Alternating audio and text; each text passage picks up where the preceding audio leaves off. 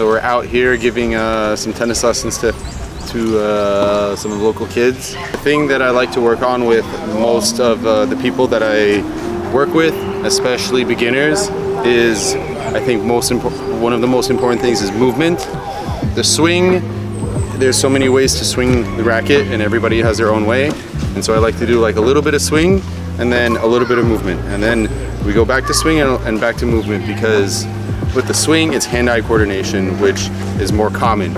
But the foot-eye coordination, knowing which foot to step with and how to move around like that, is not so common, and it's not obvious either.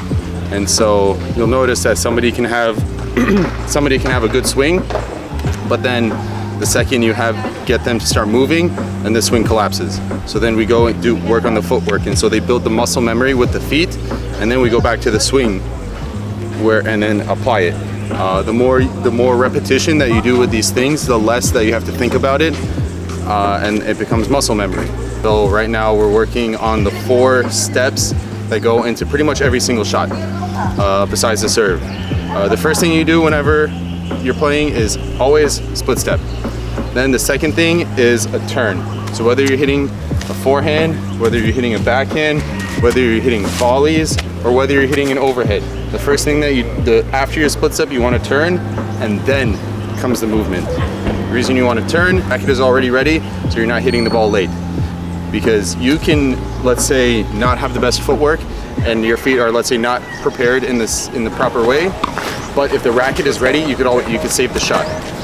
If your feet are not in the right spot and the racket, you still need to take the racket back, and you're going to be late.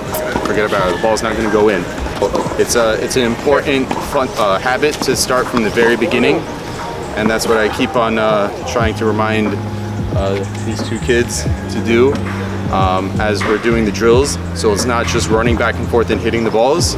It's meaningful, effective. You always need something that you're working on, and then also scaling that. So we started with some hand feeding, kind of at a slow pace, easy to hit, and then I move back, and so now I start hitting the ball from the other side of the net, and then you can start doing different variations of that. So you always want to, when you're doing a lesson, you always want to give some sort of progression to it. That's what we're doing here. I'm really joyful to bring my tennis knowledge to the Philippines and help in whatever way I can. Tomorrow tomorrow some kids from the school are gonna come, and I have rackets and bags and shirts that I'm gonna donate for them as well. And I made a very clear point when I was talking to the director that like the equipment needs to go to the kids, because I want to inspire the next generation. And these rackets in the equipment in the Philippines, I mean, it's expensive anywhere, and so it's also life-changing. You know, for me, it's just like whatever racket that was sitting in my closet, but for some of these kids, I mean, it's something that they're gonna carry with them for years. And even if they don't do any like, let's say, accomplishments with tennis, let's say they, you know, college or pro or whatever, I mean, you know, it's such a small few people that actually do it, but it's something that can give a lot of kids confidence. It keeps them away from doing other stuff. You know, you can never do wrong by being on the tennis court. So that's what I'm trying to give to these kids. We're gonna. So before we even do split step, what do?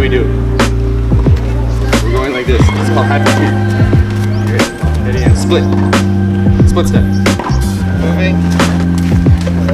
You swing. So always in different ways. You want to join?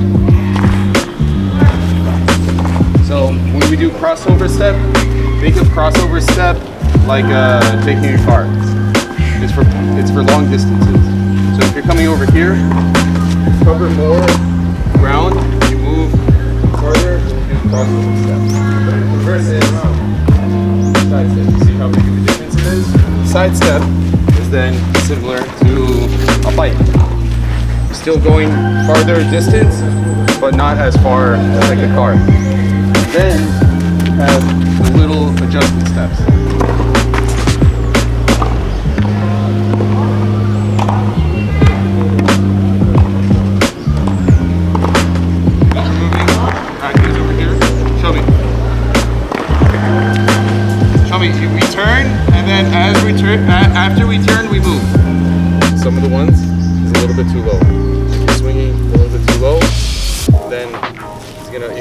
way or it's going to go into it. You need to be hitting the ball high so you can hit the ball up. Remember, the ball needs to go up.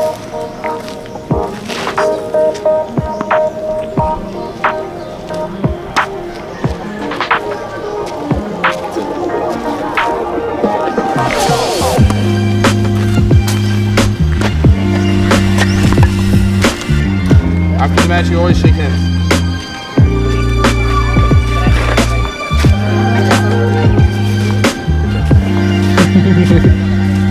Wrap. Oh, let's go. At least I can beat one person here.